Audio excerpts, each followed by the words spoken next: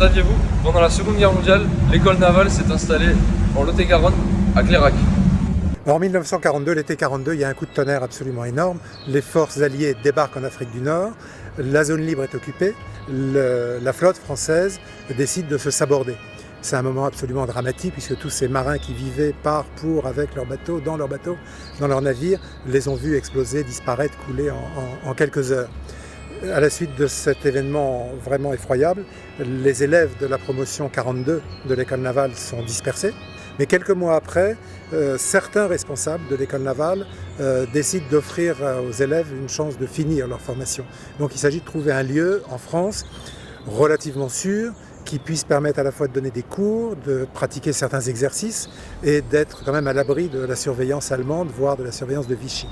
Et à la suite d'un certain nombre de contacts qui seraient trop longs d'expliquer, un colonel en retraite à Clairac, le colonel Bouyck, suggère de venir implanter l'école navale à Clairac, qui bénéficie d'un très grand plan d'eau sur le Lot, d'un relatif isolement et de possibilités d'hébergement qui sont très importantes.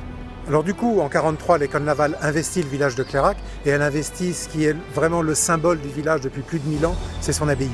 L'école navale, il faut bien imaginer que c'est environ 300 personnes qui arrivent dans ce petit village de Clairac et il fallait loger à la fois les officiers, les élèves, les enseignants civils, enseignants militaires. Il y avait plusieurs propriétés, châteaux dans Clairac, aux alentours de Clairac aussi, comme ce château de Castille, qui est à moins d'1 kilomètre de la ville et qui a accueilli le logement de ces élèves officiers, les bordaches, les fameux bordaches.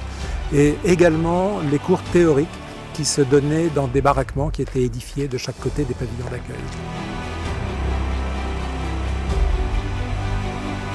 L'instruction était effectivement que maritime. Alors derrière moi, le plan d'eau de Clairac, sur lequel naviguaient des bateaux qu'on avait rapatriés de Toulon.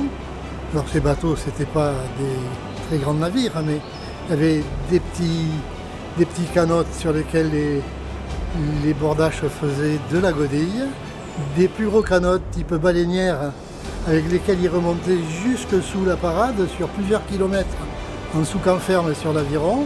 Et puis il y avait 2-3 canots à voile sur lesquels là on faisait un petit peu de navigation et quand il y avait du vent, on s'amusait à aborder les voiles. Il faut imaginer les élèves officiers en grande tenue, casquette sur la tête, le sabre au côté, et puis imaginez à chaque fois qu'ils se rendaient dans le village pour des exercices, mais aussi pour des cérémonies plus officielles. Et donc on avait cette procession d'élèves officiers très impressionnants, tous jeunes et beaux. Donc ce mariage avec l'école navale a vraiment été une chose unique.